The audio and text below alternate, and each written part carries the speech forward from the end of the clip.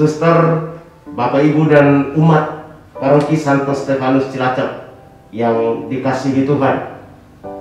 Selama masa Prapaskah kita sudah mendalami pendalaman iman dengan 4 tema, dan semuanya mengarahkan kita untuk memfokuskan diri dalam situasi yang sedang melanda dunia saat ini, yaitu COVID-19. Dan pada pertemuan kita yang terakhir bersama dengan Romo Carolus, kita sudah berbicara mengenai bagaimana kita untuk ikut dalam program pemerintah untuk vaksin.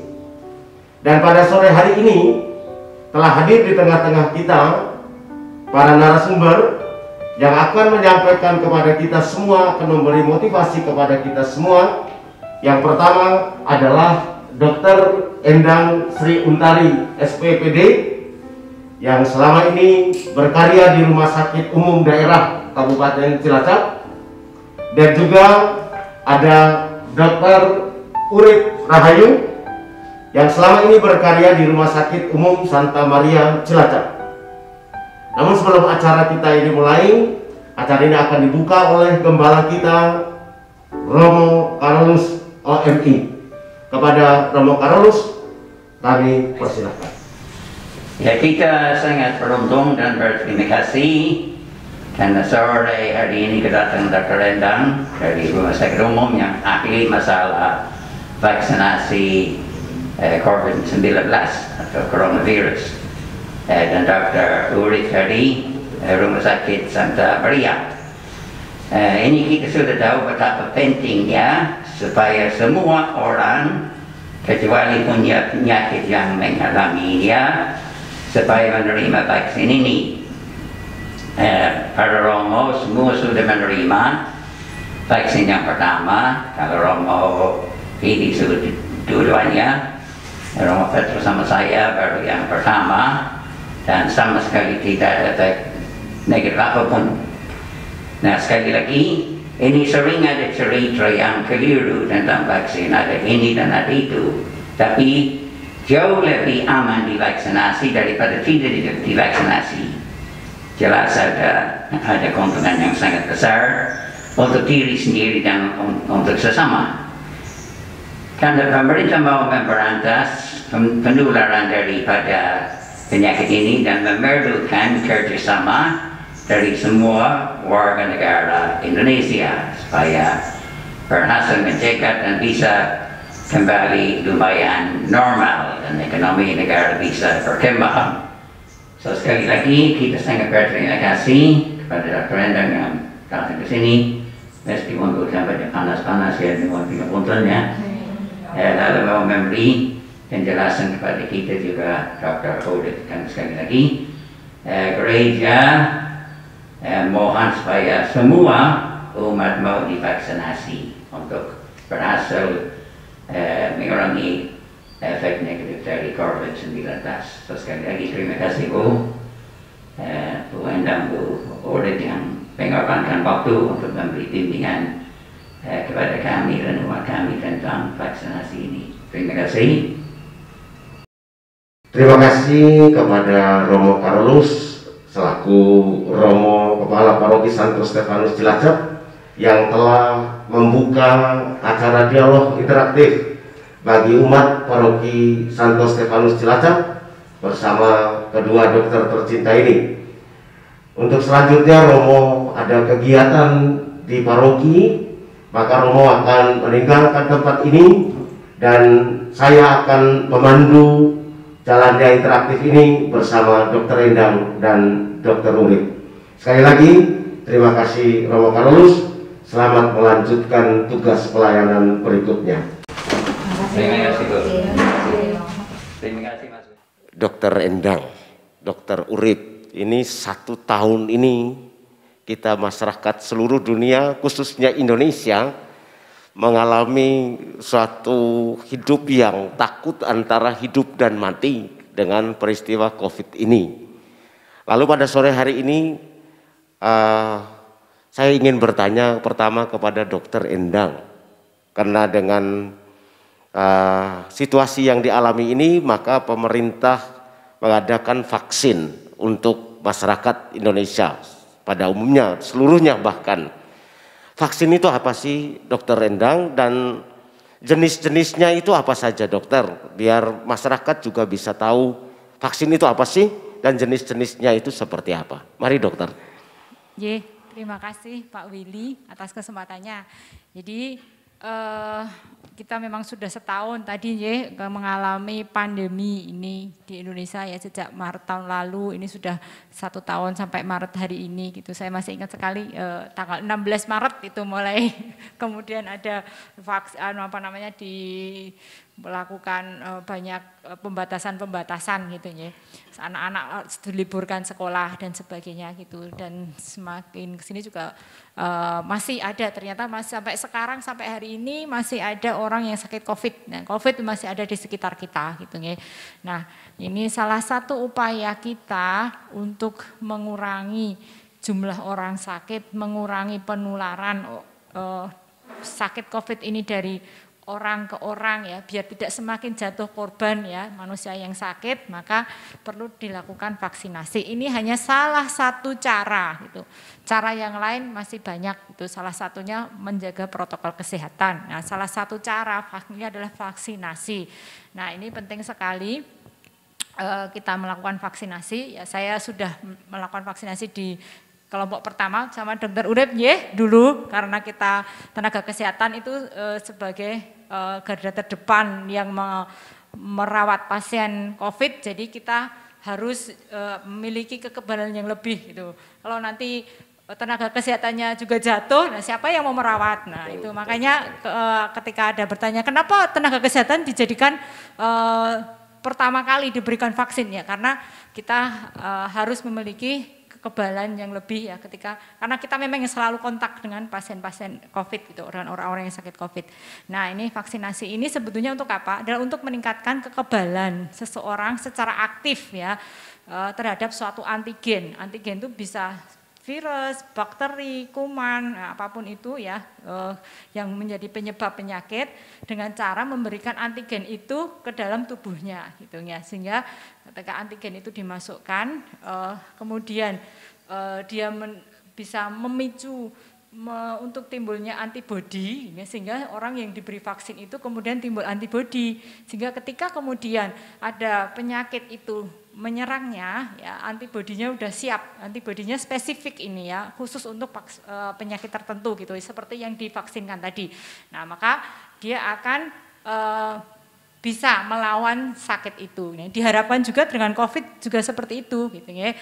Ketika kita terpapar virus COVID masuk ke dalam tubuh kita, antibodi kita siap melawannya gitu, sehingga kita tidak menjadi sakit yang parah gitu. Ya, kalaupun kemudian bergejala gitu, tidak sampai gejala yang parah.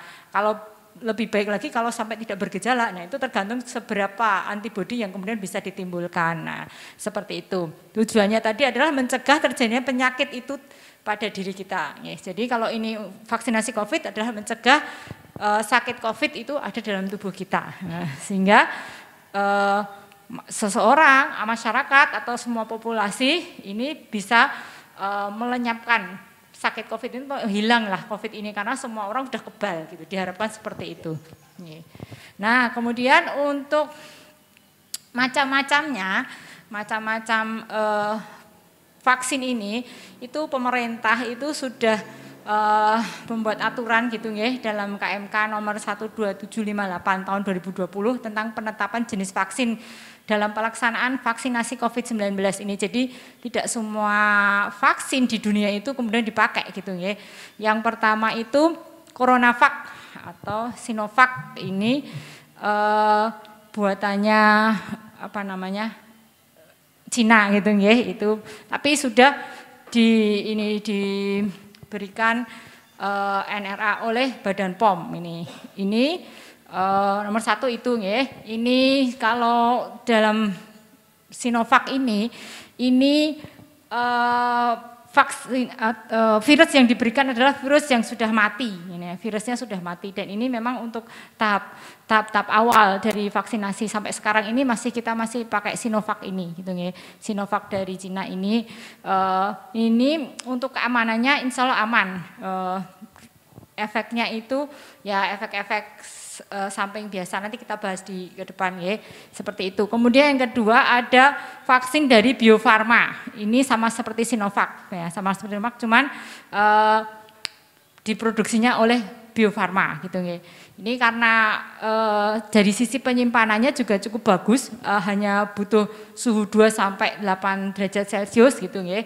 Nah, ini jadi untuk di Indonesia itu kenapa salah satu alasan yang terpilih itu salah satu juga karena penyimpanannya lebih mudah. Cuman di suhu 2 sampai 8 derajat Celcius, nggak sampai yang 60 derajat Celcius min 60 atau min 80, ada yang sampai min 70 gitu ya. Itu jadi kan akan sangat menyulitkan untuk Indonesia dengan negara kepulauan di wilayah tropis gitu ya.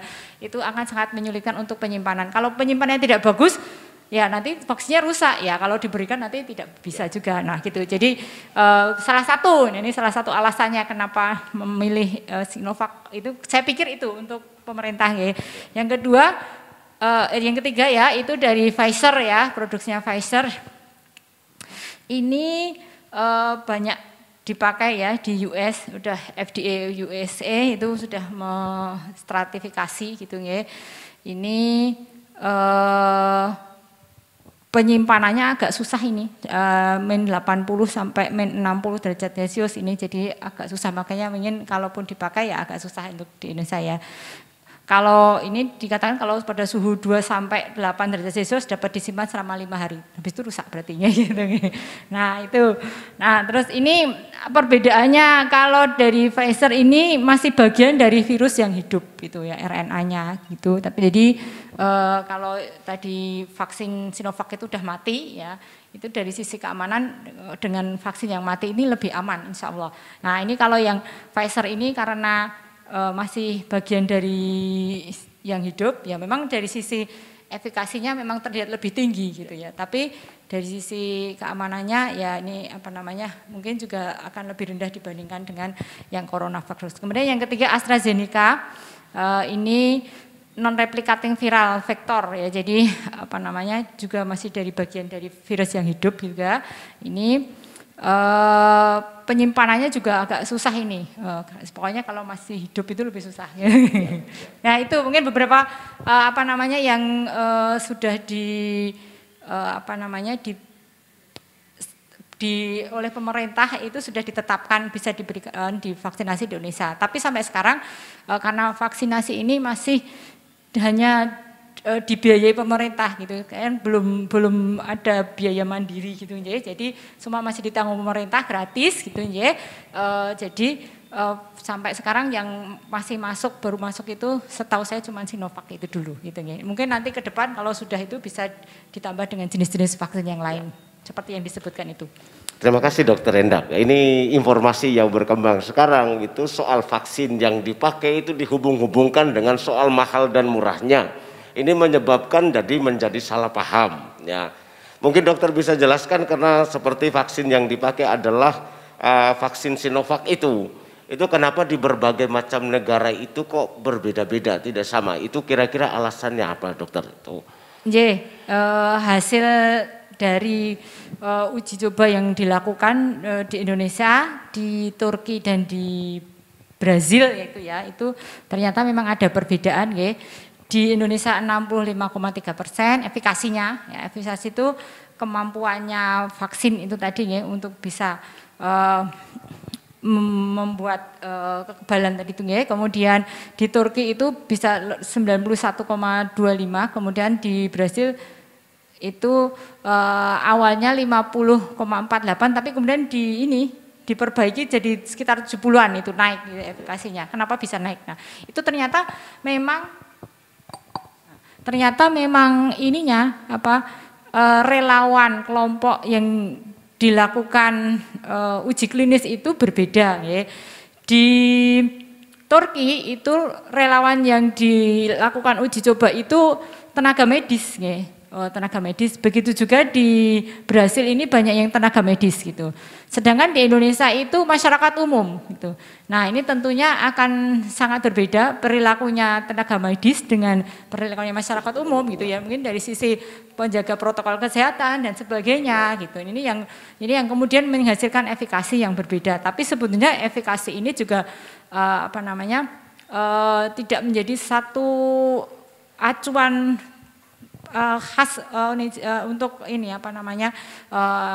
vaksinasi. Yang jelas kalau dari WHO kalau di atas 50% itu masih bisa digunakan gitu, masih bisa digunakan. Di Indonesia hasil uji cobanya kan untuk masyarakat umum itu 65,3 gitu ya. Jadi vaksin dengan kemanjuran 65,3% dalam uji klinis itu berarti ada penurunan 65,3% kasus penyakit pada kelompok yang divaksinasi dibandingkan kelompok yang tidak divaksinasi gitu ya.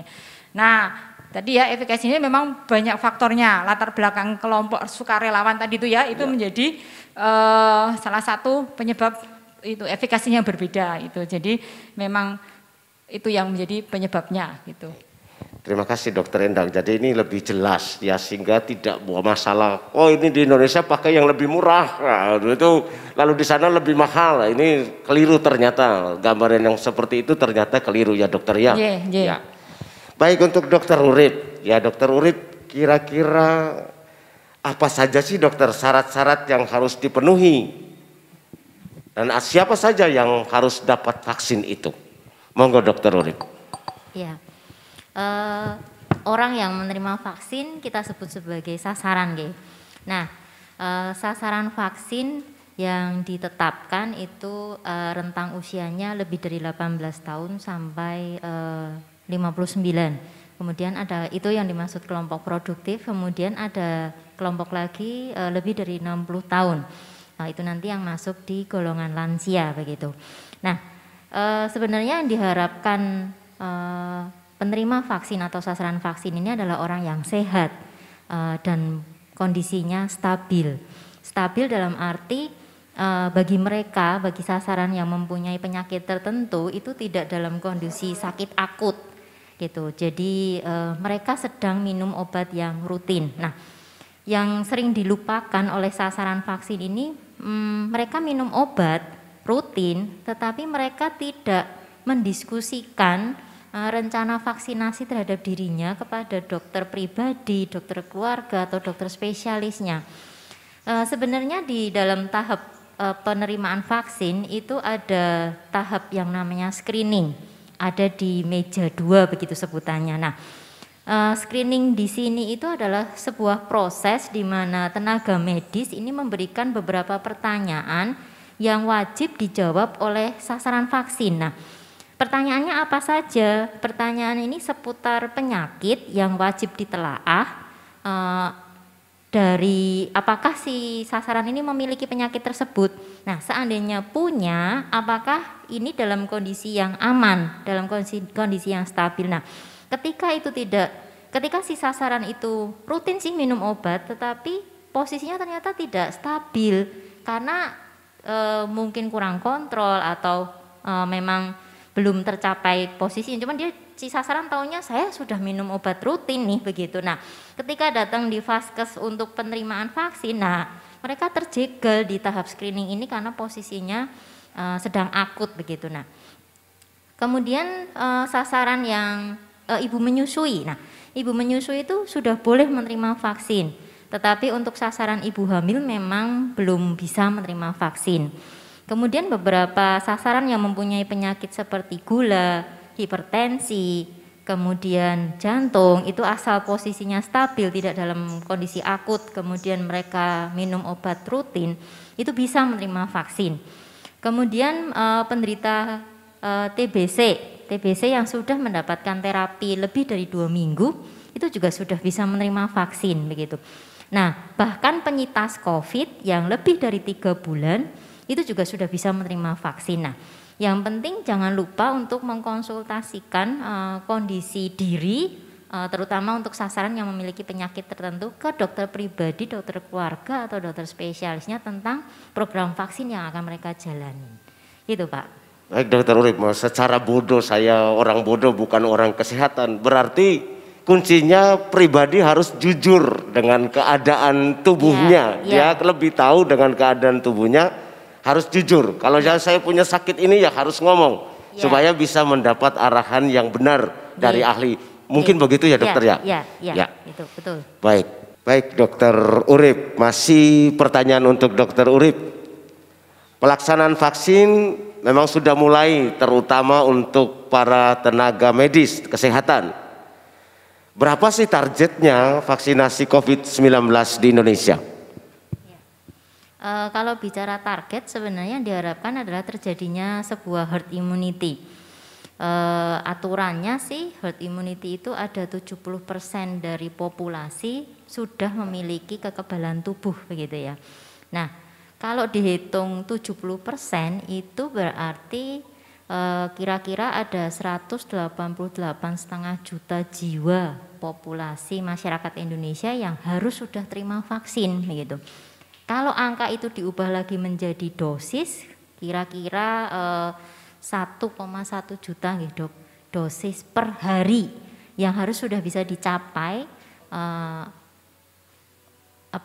dalam pelaksanaan vaksinasi ini dalam setahun, karena pemerintah menargetkan terjadi dalam setahun herd immunity itu yang diharapkan gitu Pak. Terima kasih Dokter Urip. Ini ke Dokter Endang lagi, ini kok ada istilah yang saya dengar tadi disampaikan oleh Dokter Urip tadi soal herd immunity tadi. Itu apa sih Dok? Jadi herd immunity ini adalah kekebalan kelompok atau kekebalan komunitas gitu. Jadi agar virus COVID-19 ini bisa nanti benar-benar dieradikasi gitu, maka minimal 70% itu ya dari kelompok komunitas itu harus memiliki kekebalan gitu nih. Jadi kelompok yang kecil 30% yang belum mempunyai kekebalan itu bisa terlindung gitu. Jadi 70% dari orang dalam masyarakat itu harus sudah memiliki kekebalan ya. Jadi kalau misalnya dalam satu komunitas itu tidak ada orang yang kebal gitu, maka akan sangat mudah sekali itu virus itu menular dari orang ke orang gitu. Kalau ada beberapa orang gitu, tapi sebagian besar masih belum mempunyai kekebalan, maka tetap akan banyak juga orang yang tertular gitu.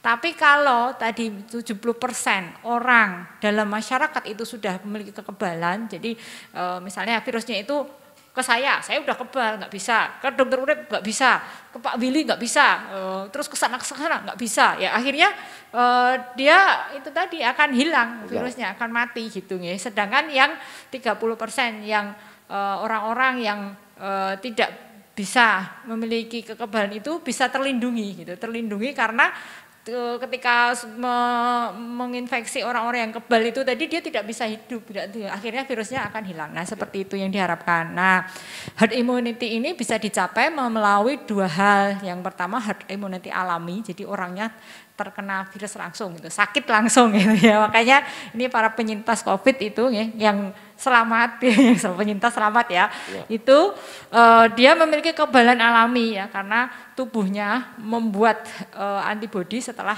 terserang oleh virus ini gitu. Yang kedua herd immunity buatan, itu dengan diberikan vaksinasi ya.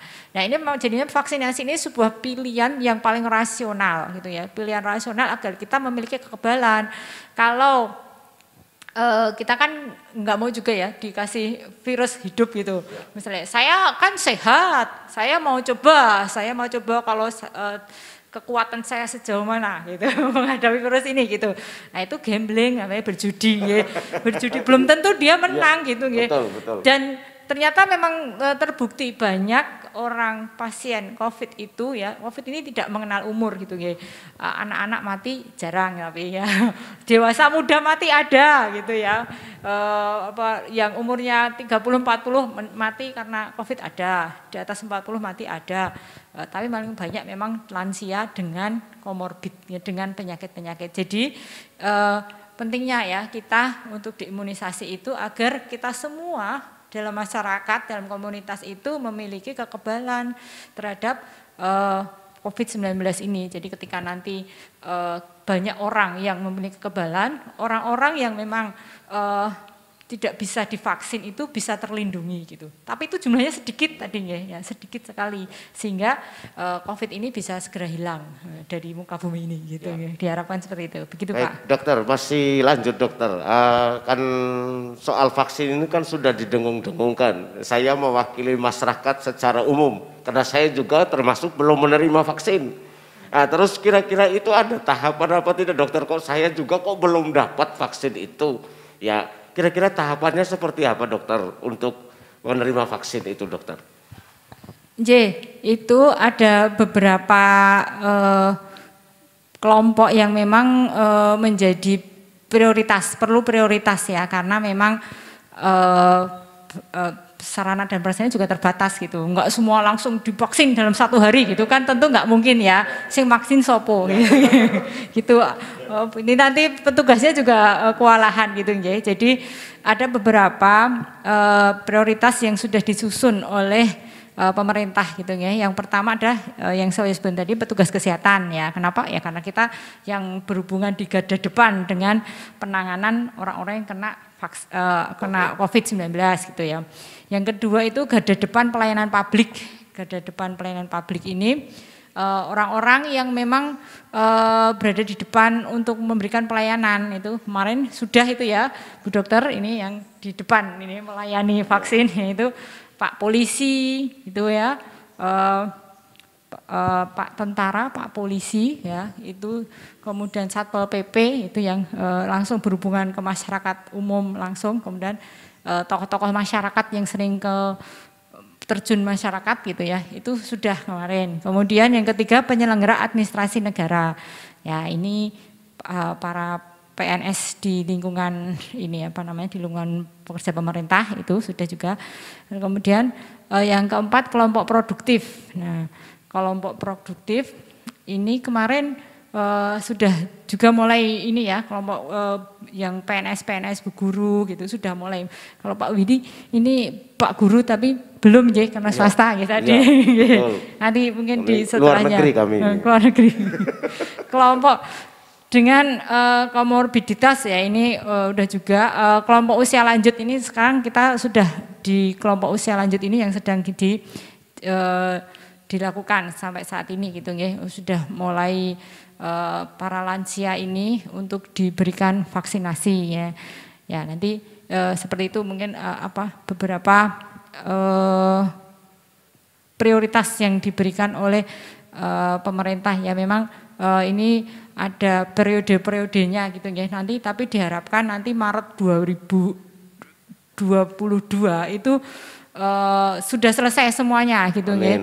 Jadi dari petugas kesehatan, petugas publik, lansia ya, masyarakat yang rentan itu termasuk lansia yang punya komorbid, terus sampai nanti masyarakat yang lainnya itu semuanya bisa tervaksin gitu ya. Diharapkan seperti itu ya, semakin banyak orang tervaksin, herd immunity tadi bisa segera terbentuk. Gitu Pak. Terima kasih Dokter Endang. Umat sekalian jangan khawatir, nanti kita semua pasti akan dapat vaksin, tunggu gilirannya. Yang penting kalau dapat jatah jangan ditolak ya. Tadi sudah disampaikan oleh dokter, aman, tentram, dan damai ya gitu. Lalu mengenai tempat Dokter Urip, untuk tempat penerimaan vaksin atau pelaksanaan vaksin itu di mana saja pelayanannya itu dokter? Ya, untuk tempat sih sesuai dengan petunjuk teknis pelaksanaan vaksinasi COVID-19, fasilitas pelayanan kesehatan. Kemudian yang dimaksud fasilitas pelayanan kesehatan ya puskesmas bersama puskesmas satelit, kemudian rumah sakit, klinik, ada lagi unit pelayanan kesehatan di kantor kesehatan pelabuhan. Kemudian vaksinasi ini akan dikerjakan oleh tenaga medis. Kemudian fasilitas pelayanan kesehatan ini harus memiliki sistem rantai dingin yang nanti berhubungan dengan sistem penyimpanan vaksin. Dan tidak dilupakan bahwa fasilitas pelayanan kesehatan ini harus memiliki izin operasional. Begitu Pak, menurut petunjuk teknis dari pelayanan vaksin. Ya. Berarti tidak lalu saya datang ke dokter, ke rumah sakit, lalu dokter saya mau minta vaksin gitu, tidak bisa ya dokter. Seperti kalau saya sakit yang umum itu datang diperiksa lalu kasih obat, tidak seperti itu ya dokter? Ya, untuk sementara praktekan pribadi belum ya Pak, belum untuk dijadikan atau dipinang ya, dipinang sebagai partner dalam pelayanan penerimaan vaksin ini, begitu. Okay. Baik, terima kasih Dokter Urip. Ya, lalu kembali ke Dokter Endang. Ini mungkin yang agak panjang atau mungkin agak lebih dipertegas kepada masyarakat supaya khususnya kepada umat Paroki Santo Stefanus Cilacap. Setelah menerima vaksin itu dokter, kira-kira apa yang diharapkan terjadi? Lalu bagaimana proses kinerja vaksin itu di dalam tubuh seseorang yang menerima vaksin itu dokter? Jadi ketika kita mendapatkan vaksin itu ya nanti untuk yang belum pernah vaksin ya, vaksin itu disuntikkan di lengan kiri ya, di sini nih, di sini kiri gitu ya, nanti itu jadi enggak masuk hidung gitu enggak ya, gitu ya, enggak masuk hidung, enggak masuk mulut gitu, ini lewat lengan kiri sini ya, itu disuntik di situ, namanya intramuskuler, jadi sampai otot gitu, disuntiknya itu agak dalam sampai ototnya gitu, jadi nanti masuk ke dalam otot gitu ya. Nah, setelah masuk ke dalam otot itu nanti vaksin ini akan ditangkap namanya sel APC, antigen presenting cell. Jadi itu yang akan mendeteksi gitu ya, mendeteksi oh ada antigen gitu, ada kuman masuk gitu, ada benda asing masuk gitu ya, itu terus kemudian mulai di radar gitu loh, ini ada antigen, ini barang asing gitu ya, barang asing. Nah itu kemudian APC ini akan mengaktifkan sel namanya T helper cell, itu sel T helper ini atau CD4 namanya.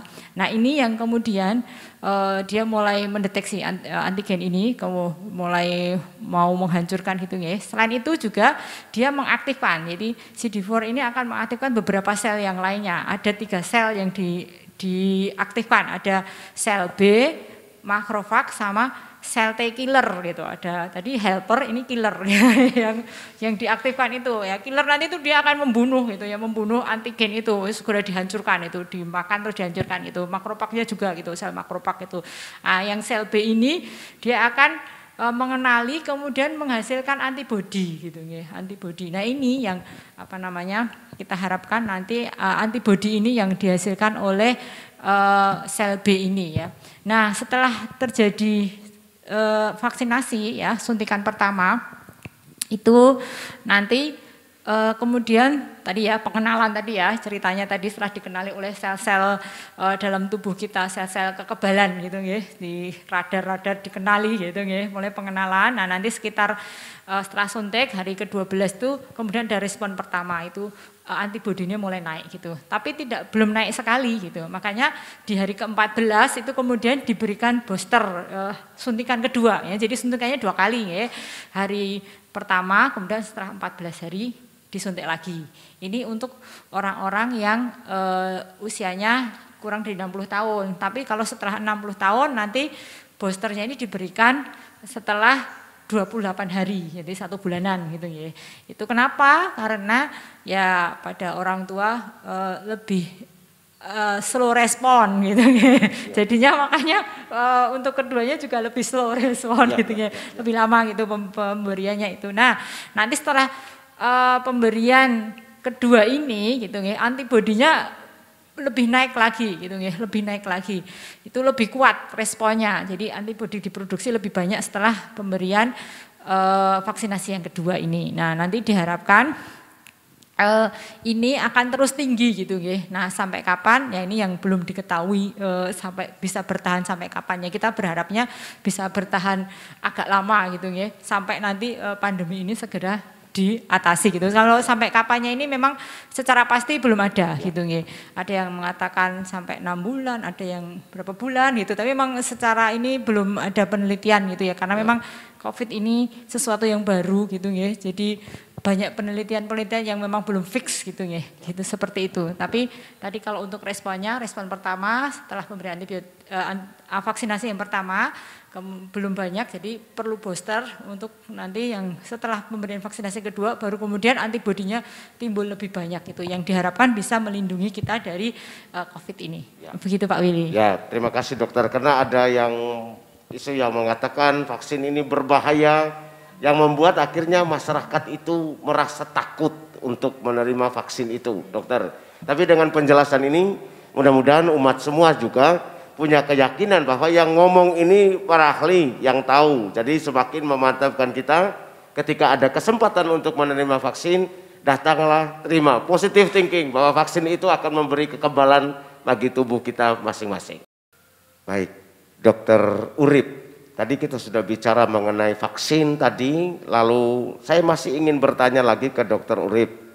Apakah jika sudah divaksin, apa yang harus diantisipasi? Apakah tetap harus menjaga protokol kesehatan atau sudah bebas merdeka, aku sudah vaksin, dalam bahasa Jawanya sakarepku dewek gitu. Bagaimana dokter untuk ini dokter? Ya. Jadi vaksinasi COVID-19 itu membutuhkan 2 kali dosis penyuntikan seperti itu yang sudah diterangkan di awal acara bahwa ada 2 dosis penyuntikan gitu. Nah, kapan dosis kedua itu diterima itu nanti sudah ditentukan oleh tenaga medis vaksinator dan akan dicatatkan di dalam kartu vaksinasi yang akan diterima sasaran. Jadi tolong datang pada saat dosis kedua itu tepat waktu begitu. Jangan lupa untuk melakukan dosis kedua. Kemudian kenali dan pahami tanda dan gejala yang muncul setelah vaksinasi gitu. Nah, ketika muncul tanda atau gejala setelah vaksinasi itu jangan ragu untuk menghubungi vaskes pelayanan kesehatan terdekat atau vaskes pelayanan kesehatan tempat menerima vaksin gitu. Bahkan sebenarnya sudah ada nomor kontak dan nama tenaga kesehatan yang dicantumkan dalam sertifikat vaksin yang boleh dan bisa dihubungi oleh sasaran vaksin ketika efek simpang itu muncul begitu.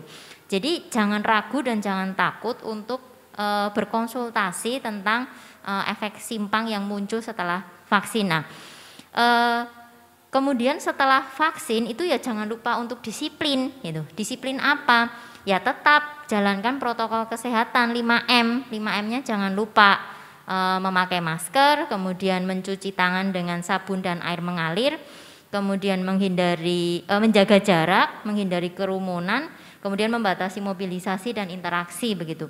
Nah, 5M-nya itu tetap harus dikerjakan begitu. Nah, tentang efek simpang nanti, Dokter Endang, monggo Dokter Endang, apa sih sebenarnya efek simpangnya gitu? Saya juga butuh informasi itu. Monggo Dokter. Terima kasih Dokter Urip. Jadi efek simpang atau mungkin kita sebut biasanya dengan KIPI ya, kejadian ikutan pasca imunisasi gitu ya. Jadi kejadian medik yang diduga berhubungan dengan vaksinasi. Nah, ini ada beberapa gitu ya. Yang pertama reaksi lokal di tempat suntikan itu ya. Kadang nyeri, terus ada kemerahan, bengkak bekas suntikan itu ya itu sedikit seperti itu. Reaksi yang berat lainnya misalnya sampai selulitis itu sampai infeksi gitu, infeksi kemerahannya di kulit itu lebih luas gitu nggih. Sekitar tempat suntikan tapi lebih luas gitu nggih. Nah, tapi ini juga jarang ya. Biasanya yang ringan itu aja, yang nyeri, kemerahan, sedikit bengkak gitu. Nah, dan alhamdulillah saya sudah vaksin dan tidak mengalaminya gitu. Kemudian reaksi sistemik. Reaksi sistemik ini misalnya agak demam gitu, demam-demam sedikit gitu ya, subfebril. Kemudian nyeri otot seluruh tubuh, ya, badannya terasa sakit semua, nyeri sendi, badan lemah, sakit kepala, ngantuk. Nah, ini beberapa ini tuh rasanya ngantuk gitu. Nah, makanya ini setelah vaksin itu 30 menit setelah disuntik tunggu dulu di tempat gitu ya. Jangan langsung pergi suntik terus pergi gitu ya. Nanti tak tahu di jalan bereaksi ya. Jadi tunggu setengah jam dulu ini terutama untuk menghindari reaksi yang berat seperti shock, namanya reaksi anafilaktik ya. Reaksi anafilaktik ini reaksi berat di mana tiba-tiba terjadi shock ya. Shock itu tensinya turun ya. Sesak nafas gitu urusan jadinya, nanti saturasi oksigennya turun. Nah ini yang berbahaya. Nah, ini kalau terjadi di di dalam sekitar tempat vaksin, ya maka akan segera ditolong oleh petugas-petugas yang sedang memvaksin itu. Makanya pentingnya di sini ditunggu setengah jam gitu ya, jangan langsung pergi gitu ya. Nah ini kalau yang berat ini biasanya langsung terjadi, begitu disuntik sebentar gitu langsung itu terjadi gitu ya.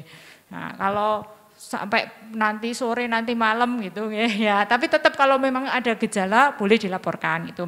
Nah kalau hanya reaksi ringan lokal tadi itu yang pegel kemerahan di daerah suntikan itu dikompres dingin aja, di daerah tersebut dikompres dingin. Kalau agak nyeri ya minum paracetamol boleh ya, sesuai dosis ya, kan obatnya juga umum bisa beli di warung-warung gitu ya, yang paracetamol aja, jangan yang lain-lain.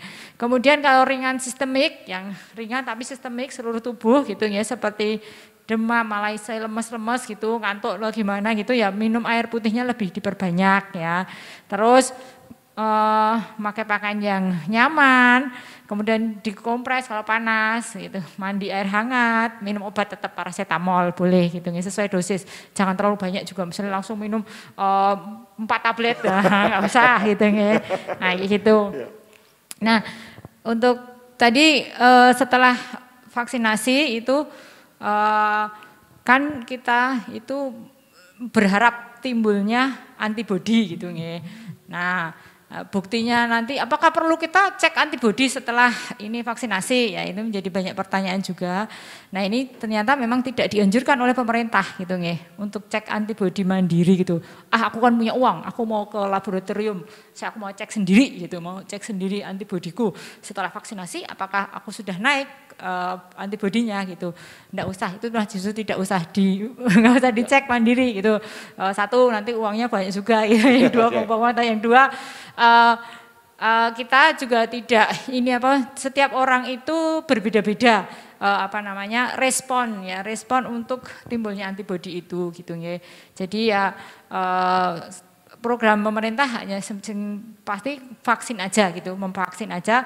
Kalau untuk ini malah nanti jadi bingung sendiri gitu. Aduh, gimana kok nggak timbul ya, malah bingung-bingung gitu ya. Karena tadi itu ya vaksin ini hanya salah satu cara untuk kita biar tidak terkena COVID gitu. Protokol kesehatan tetap gitu seperti ini disampaikan Dr. Urip, harus tetap menjaga protokol kesehatan, nggak boleh kemudian bebas gitu, bebas merdeka, tidak pakai masker gitu ya. Seperti itu Pak Urip. Terima kasih dokter.